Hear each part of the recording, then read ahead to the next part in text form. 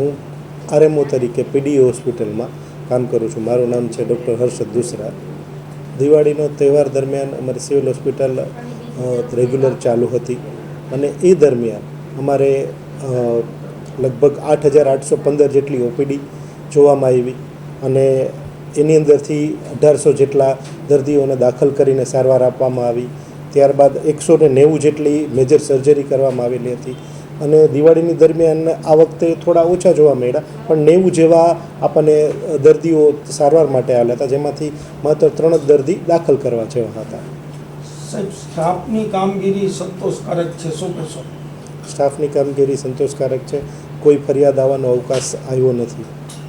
ખાસ કરીને ઓપરેશનની વાત કરી તો એવા ક્યાં મેજર ઓપરેશન હતા કે એમાં તાત્કાલિક કરવા પડ્યા હતા? આશરે મોટાભાગના જે છે એક્સિડન્ટને લગતા હોય, એટલે જે હાડકું ભાંગી જવું, પછી મગજમાં હેમરેજ થયું હોય, એવા બધા ઓપરેશન તાત્કાલિક કરવા પડ્યા હતા.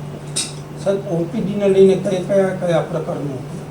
ઓપીડીમાં મોટે ભાગે જે આવેલા હતા એ એક્સિડન્ટ, શરદી, ઉધરસ, તાવ, એવા બધા કેસ આવેલા હતા. સાહેબ, એક બાજુ ઋતુ પાછી ડબલ થઈ ગઈ હતી, એના હિસાબે કાંઈ?